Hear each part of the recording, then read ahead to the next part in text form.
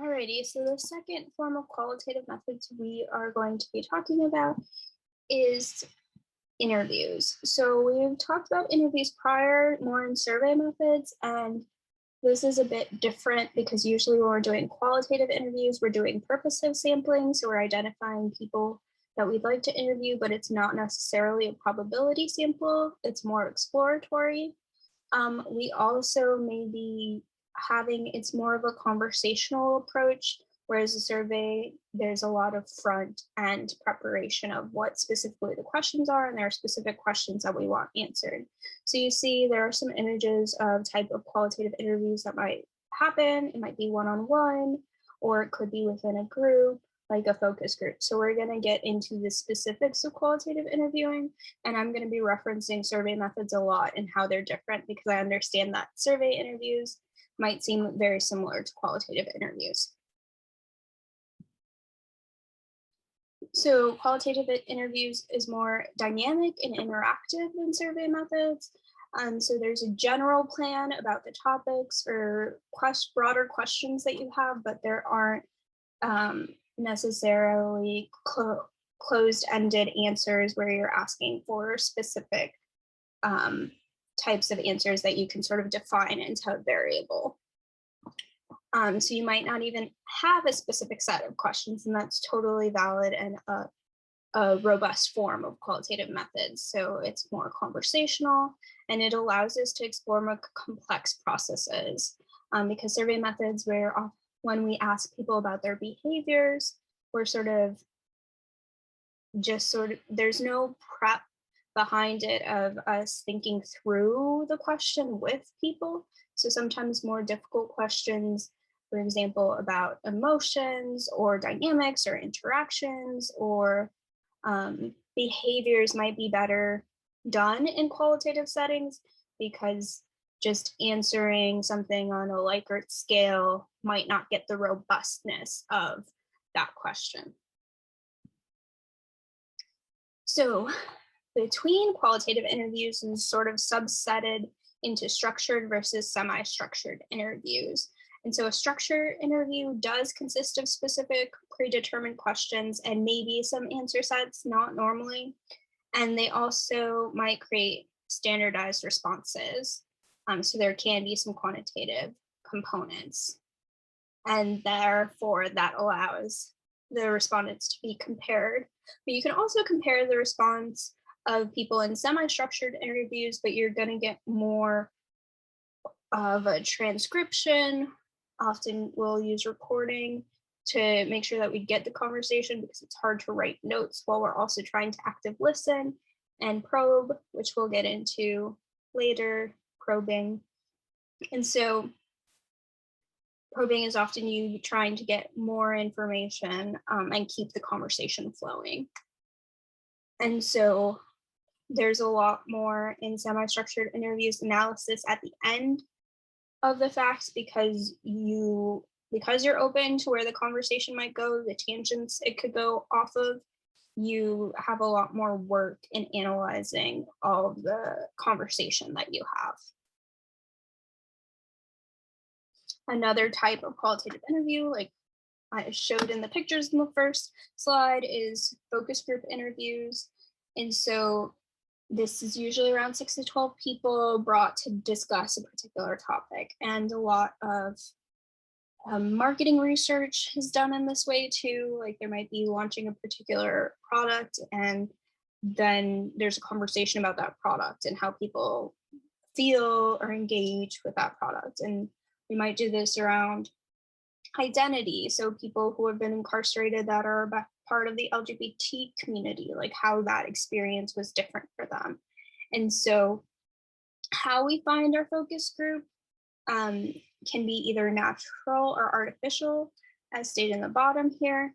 And so it might be you're recruiting a specific population and asking people to come together, like in my example of people who are incarcerated and are a part of the LGBTQ community, or so that's an artificial group because you're the one asking and selecting those people, or it could be a natural group. So if there already was a therapy group in the institution that was particular to LGBTQ, then maybe you ask to visit it and to just sort of, if you get the focus group to sort of talk about the things you're interested in, that might be more of a natural group setting. So the people within that group already have dynamics that you're coming into and trying to understand because they already know each other. And in addition to being able to get data about what people specifically say, there might also be data about the dynamics or tensions within the group. And focus groups are also helpful if you're, for example, interviewing people who have desisted from crime, no longer commit crime, and you're wanting them to think about when they were committing crime, like their strategies. Maybe you get a focus group. That way, when other people in the group are answering questions, it might jog their memory, and it might be more difficult if you're just one-on-one to talk about it, especially if you as a person don't have experiences to help jog those memories. And so they oftentimes, whereas in survey methods, we are trying to test a hypothesis, it's deductive. Focus groups are inductive in that we're gathering a bunch of data and then we're trying to generate hypothesis off of that data. And so, as I talked about, there are the two types of interviewing, and within the focus group, there can be two types of interviewing as well. These two types apply to the focus group. So you might have a structured focus group, or you might have a semi-structured focus group interview. And then there are unstructured interviews. So unstructured interviews are the most open style. You might just come in with a question or a theme, and then you see where the conversation goes.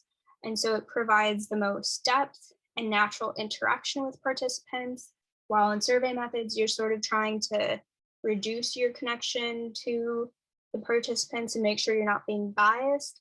In qualitative methods, you're really wanting to build a relationship and rapport with the people you're interviewing. That way they're more likely to disclose information with you, especially if we're talking about behaviors and emotions and trauma. That's really important.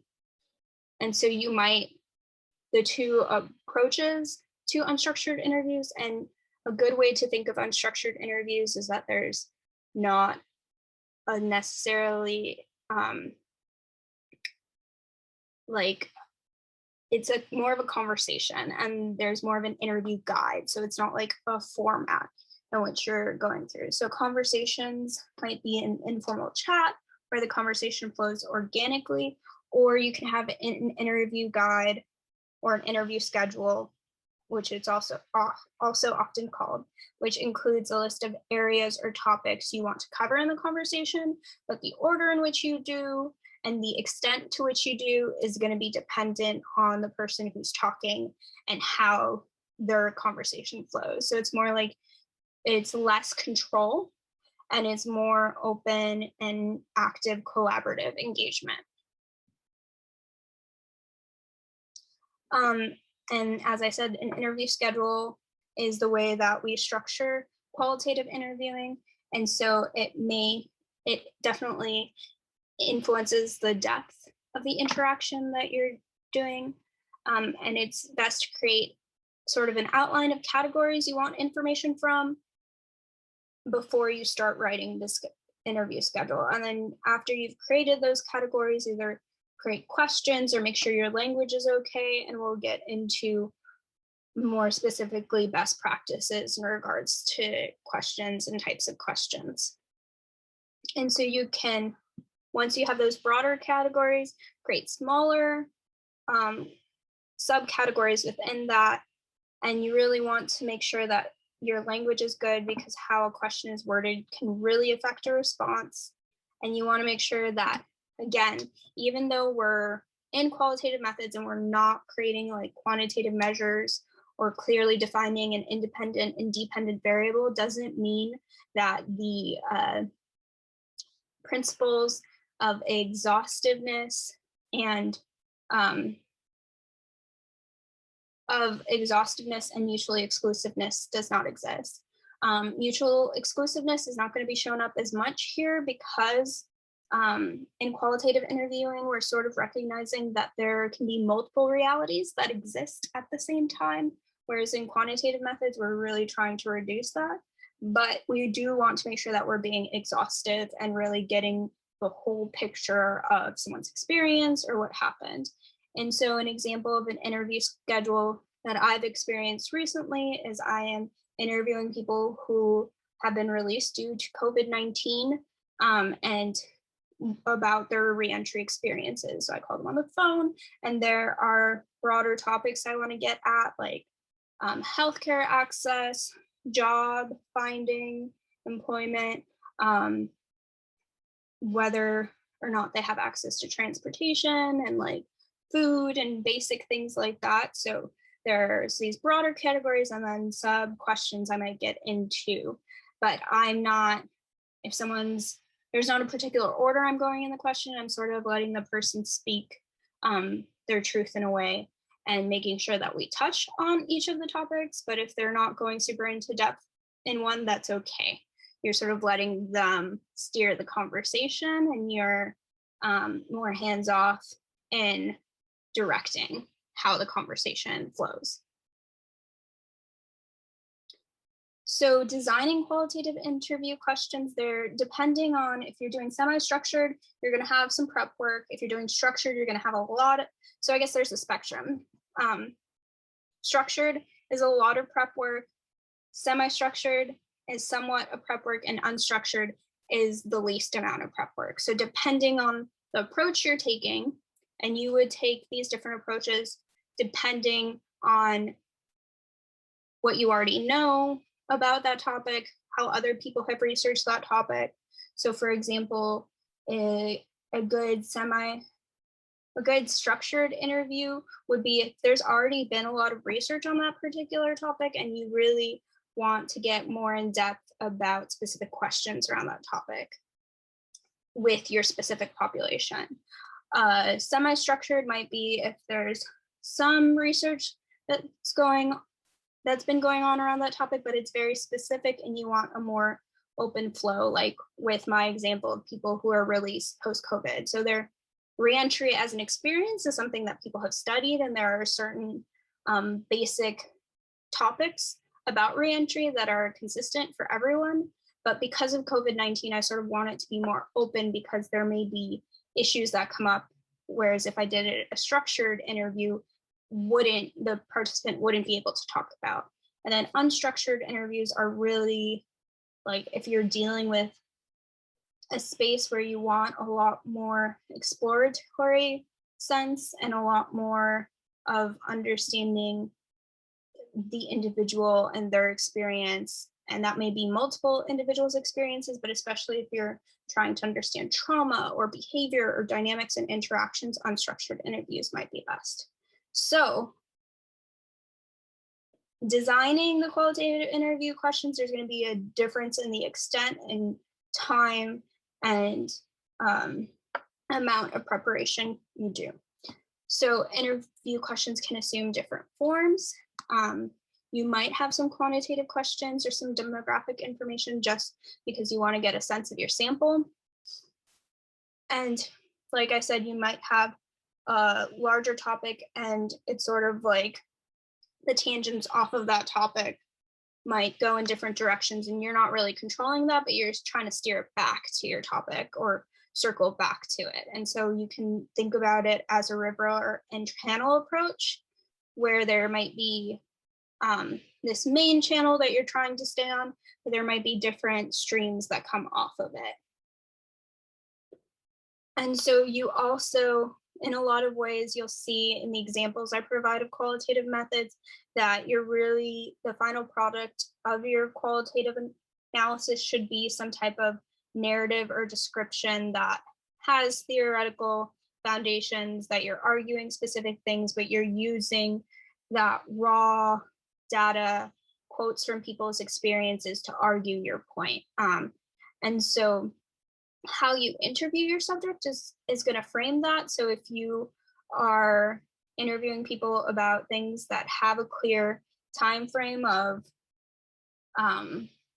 let's say in the instance of committing crimes, if there's a preparation phase and then a committing phase and then sort of like a trying to reduce backlash phase, then you might structure your interview in a chronological order that helps the person being interviewed think through and break down this larger question into something that's smaller, where that's a diachronic delivery method. A synchronic framework is really open-ended and is just more abstract, and you start with a topic or whatnot and you really let the interviewer go in the way that they want to, and therefore they may be talking about something that happened earlier, later, and there's not a you sort of need to put together what the chronology is and timeline after it, or you, when you're doing your analysis, you're focusing on themes rather than an order in which things occurred. So like survey methods, there are some general best practices in regards to how you frame your questions, even when you're doing unstructured interviewing. And this goes for semi-structured, structured, and unstructured. And so you really want to avoid double-barreled questions. If you're asking someone about their experience or you're probing, don't ask multiple questions within one. Instead, just try to stick with one question, or else it could be confusing to the person hearing it, and they might actually not hear both of your questions because there are too many questions for them to process. You also want to avoid complex questions. So an example here is, once you joined a gang, did you feel that you underwent a transformation where you felt differently before being a gang member? That's a bit too complex of a question. Instead, you can ask something like, once you joined a gang, did you feel differently? So it's a bit more broad, and you're not the one that's asking and like setting up what it would be like. Instead, you're being more open-ended. And so you want to reduce like how many questions you're asking within one question, and make sure you sort of cut your questions into smaller bits. And then you also want to be concise, short, and to the point when you're asking questions, and avoid overcomplicated questions that might confuse the person answering them, and they might think that you're looking for something specific.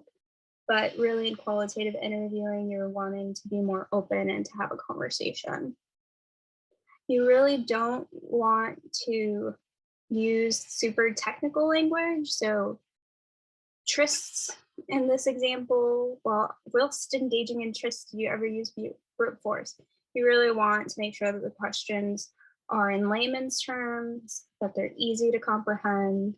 So instead, a better question would be, were you ever violent during intimate relationships?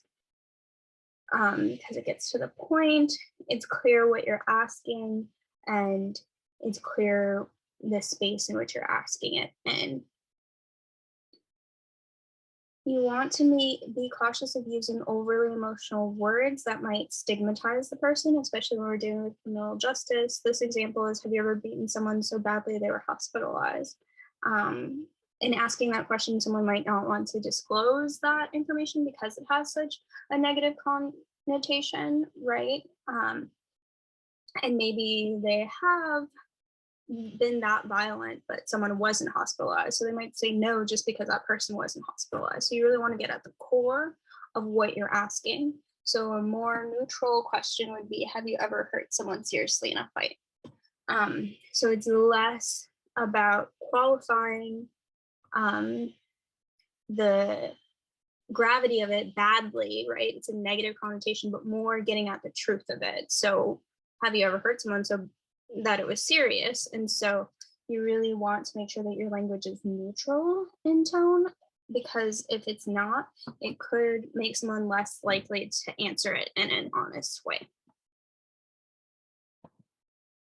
And you really don't want the person being interviewed to think that you're judging them, or else they're gonna reframe how they interact with you.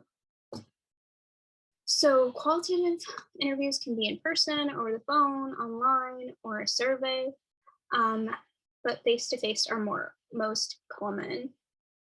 And so you really want to have, whereas in surveys where you have like a form that someone's filling out, you're sort of separated from the interaction. But in qualitative interviewing, there is more relationship building, and there's more a sense of acknowledging the fact that your identity as a person may create subjectivity in the observations and answers you're getting. So if I'm interviewing people who are formerly incarcerated, that might I might get different interactions than someone who was formerly incarcerated interviewing people, or um, of someone of a different gender interviewing those people. So you really need to think through your reflexivity and try to probe and get around barriers that might occur because of your identity.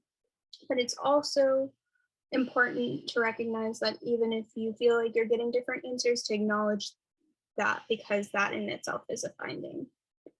And so you're getting, like I said, qualitative interviewing is more about relationship building. So you're going to have to develop some type of rapport with your respondents, so that way they can trust you and feel like they can be open. So this can be done through informal conversations or finding something you and the respondent have in common. So trying to build that trust.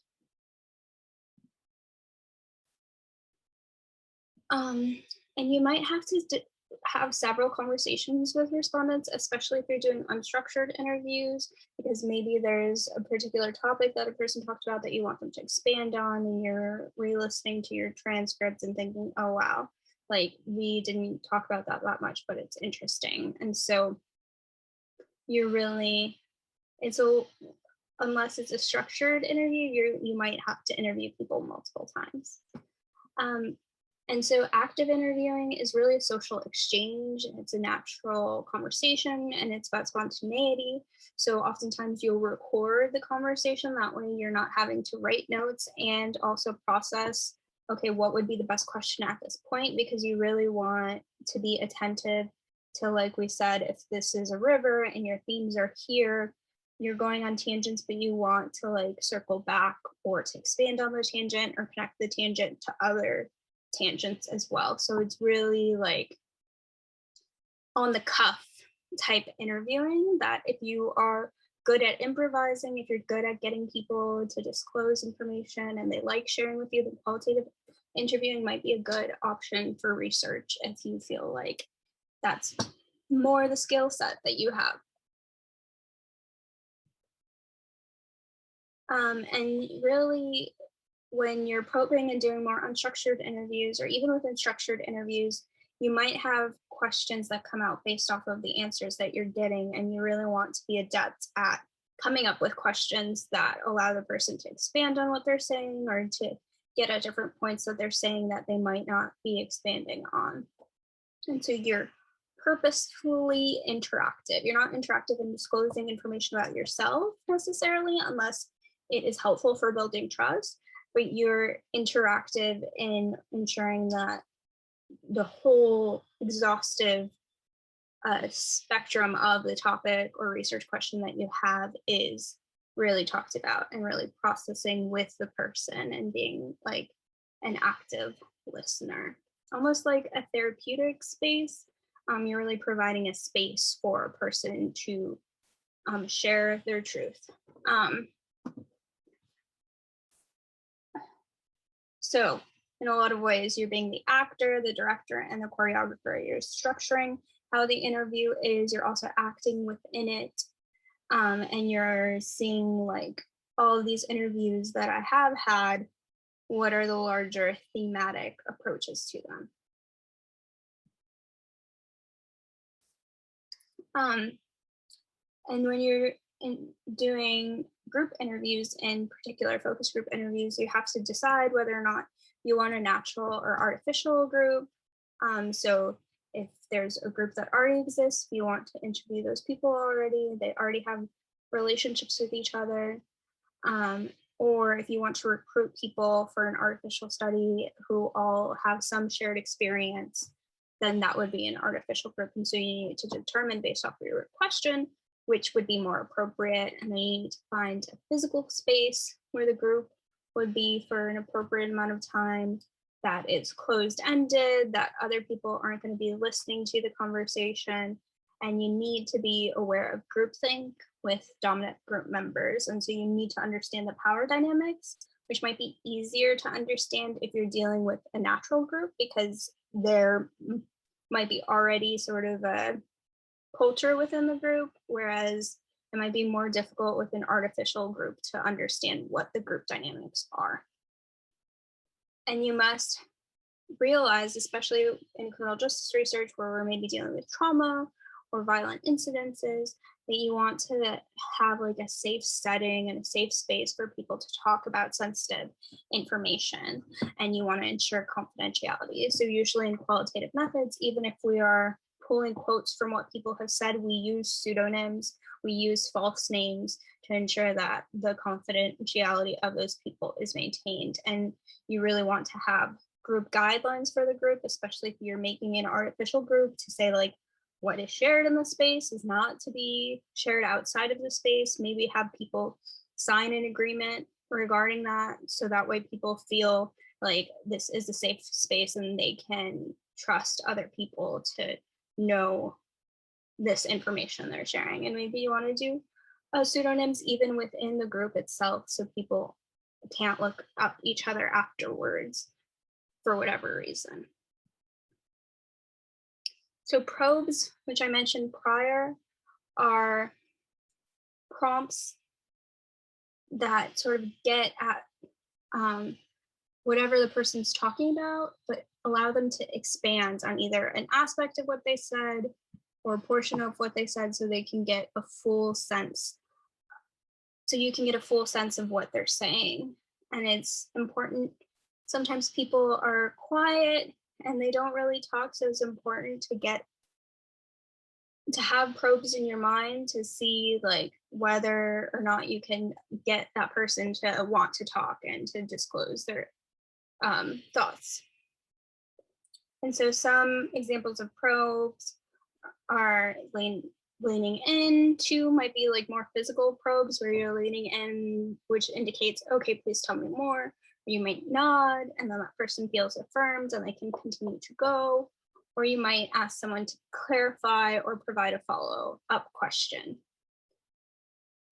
And so if you're doing the activity for your homework, the probing is going to be a really big part of that, is making a conversation continue for 20 minutes. And that's why I picked that activity.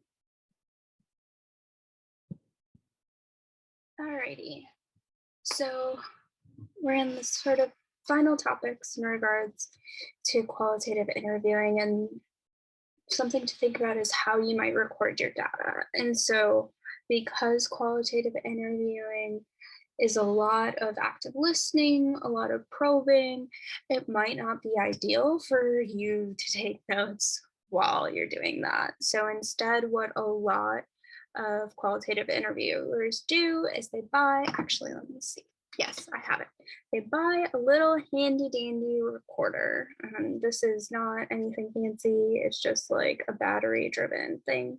And they record the audio of their interviews. You can also do it on phone. I like analog digital because if my phone is messed up, I know I have this and I'm not using it for multiple functions and purposes. It's just for qualitative interviewing. And so after you would record your interviews, you would transcribe them. Sometimes you might be on a research team. For example, I'm on a research team doing interviews with people who have been released post-COVID. And so we have hired transcribers and they transcribe the audio recordings that we have. Zoom is nice because you could also use it to record audio when you have the options to download only the audio portion of your thing. So because people have had a lot of access and use with Zoom because of the pandemic, that might be a good cheaper option because you do have access to it as a student. And so after you return from interviews, you also want separately than transcribing can be done later. You want to write up some field notes. No later than the morning after, to sort of get your impressions of what happened.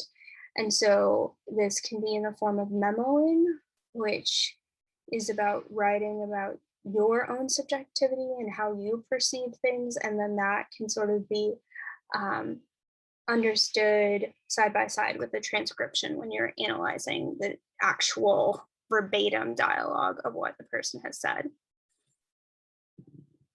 And so there are 3 types of memos. There's operational memos, which are sort of the steps that you took in the research process. It's sort of like an audit trail of how you approached your research process and what the design was about.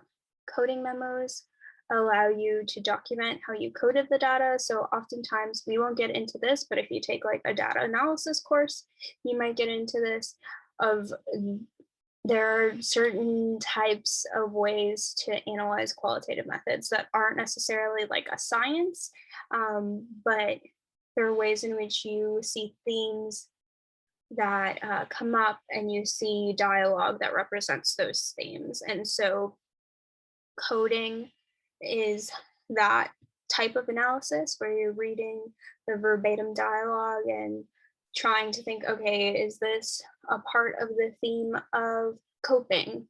Is this a coping mechanism they're talking about? And so you might write coping next to that part of the dialogue and say, this is an example of this. So it's sort of more of like a literary analysis where you're reading the dialogue and trying to see how those dialogues connect to themes that you're seeing throughout all of your interviews. And then there's an analytical memo, which provides ways you explore relationships in the data. So you, rather than just coding exactly where you find this verbatim dialogue to just identify the themes, you're actually analyzing how the themes interact with each other. So you might say like people who talked about coping strategies actually were in these 2 themes. So they either had maladaptive coping strategies or adaptive coping strategies. And people were more likely to have one of these if they had this experience. And so this is like the real bread and butter of the final product of qualitative methods is after I've coded and identified what all the themes are, like how do these themes relate to each other and what is the theory that I construct from these themes? And there are whole courses on qualitative methods and how to do this because it's hard, it's difficult, it's not as defined as quantitative methods. So some of the strengths and weaknesses are that there's a lot of richness that you can get from qualitative interviewing. There might be topics that you talk about that you no way thought you were going to talk about prior to starting the interviews. You can also recognize meanings and shared meanings between people. You'll realize that there's patterns and that there's themes of people just because they've experienced one thing that's similar or from a similar neighborhood or setting or whatever. But it's important to not lose track of context and understanding your sample and understanding the setting and how that frames the interviewees. And therefore, you really want to abide by rigorous standards of data collection and analysis. A lot of qualitative interviewers have to really document their data and make sure they have recordings. So that way, if someone asks you a question of like, well, you're saying that this is a theme, but really I think it's this, you can go back into your hundreds of hours of transcription and say, you know, I thought about that too, but I found I had a conversation with this other person and this other person. And so it's really like can get overwhelming and daunting to have like all of this massive information and transcriptions, but you really need to be, even though it's more open and more interpersonal relationships, that doesn't mean that the standards go away. You still really need to be systematic in how you're recording your data, how you're storing it, and how you're communicating it. Some weaknesses are Positionality becomes a thing, reflexivity becomes a thing. Your identity is actively in the process of interviewing because you're building relationships with people. There is not some forum or computer assisted way you're administering questions, right? You're the person that is there witnessing the questions. You're in less control of how people perceive you and your identity. And so there's a lot of space in which your observations may be influenced by that. And so you really need to talk about that. And there's lots of researchers who dedicate a whole chapter on positionality and how they were perceived in the field and how that might affect their findings. And so there's low reliability because we don't know if we're getting things consistently, one, because of positionality, and two, because there's not like a specific measure that we can define. Instead, things are more thematic. And so it's important to have an audit trail and multiple analysts because even when we're interpreting the data, we may have our own preconceived notions and be projecting our own agendas onto the transcriptions and how we're analyzing the thing. So it's important sometimes to have multiple analysts, and a lot of qualitative methods, people will have multiple people code the same transcription, and sort of that will serve as a conversation of what actually are the accurate themes, how can we adjust them if we have differences between our coding and whatnot.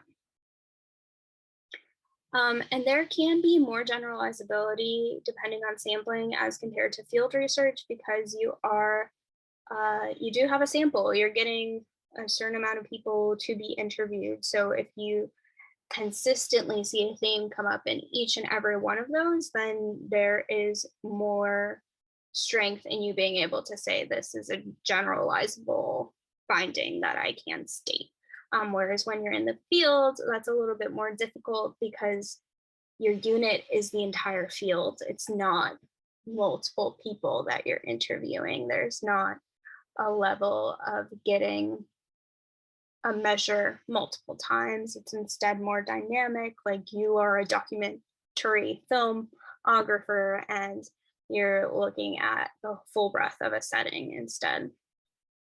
So these are the strengths and weaknesses of qualitative interviewing. I do have you all doing an activity in your final assignment, if you would like, of doing an unstructured interview, and you could sort of see these strengths and weaknesses just in one interview.